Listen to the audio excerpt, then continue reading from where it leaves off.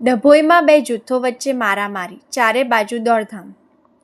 ડભોઈ તાલુકાના ભીલાપુર ગામે બે જૂથો વચ્ચે છૂટા હાથની મારામારી થતાં અફરાતફરીનો માહોલ સર્જાયો હતો.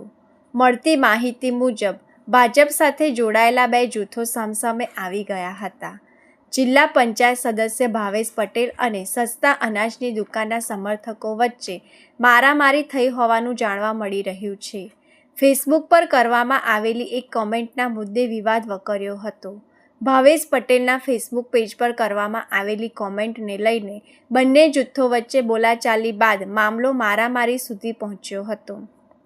ઘટનામાં કેટલાક લોકોને ઈજા થતાં તેમને સારવાર માટે વડોદરાની SSG હોસ્પિટલમાં ખસેડવામાં આવ્યા છે.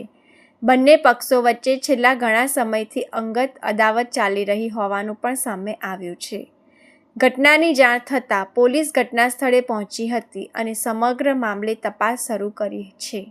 પહેલાં જ્યારે સસ્તા અનાજનું કૌભાંડ ભીલાપુર ગામે આવ્યું હતું, એના સંચાલક કિરણ પટેલ અને વિતરક પરેશ પટેલ હતા. પરેશ પટેલે ગઈકાલે જે કુંઢેલાના મલ્હારપુરા ગામે આયુષ્માન કાર્ડનો કેમ્પ અને મેડિકલ ચેકઅપ કેમ્પ અમે રાખ્યો હતો, જે મીડિયાએ એની નોંધ લીધી હતી.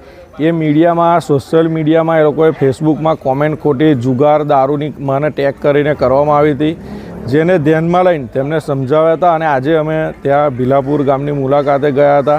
ત્યાં ડેપ્યુટી સરપંચને બધા જોડે અમે બેઠા હતા. બધી ચર્ચાઓ કરીને ત્યાંથી અમે નીકળ્યા ત્યારે એ લોકો અચાનક કિરણ પટેલ ટોળું લઈને આવે છે, જે વિડીયોમાં દેખાય છે. અને અમે ગાડીમાં બેઠેલા છે, અમારા દરવાજા ખોલીને અમને ગાડીમાંથી બહાર કાઢે છે અને એ મારામારી કરે છે.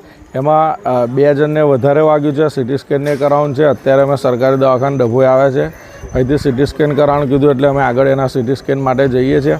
પરંતુ આ જે અનાજ કૌભાંડ અમે કાઢ્યું છે, ભાજપ સરકાર ગરીબો માટે જે સ્કીમો લાવે છે અને એમાં જે બી કૌભાંડીઓ છે, અમે ગરીબોને હક અપાવીએ છીએ, એના વિરોધમાં એ લોકોએ અમારી પર આ એક્શન લીધી છે. સ્પષ્ટ દેખાય છે કે એ લોકોનું કૌભાંડ સંચાલક તરીકે લાયસન્સ સસ્પેન્ડ થયું છે, તો એના વિરોધમાં અમારી પર આ હુમલો કર્યો છે.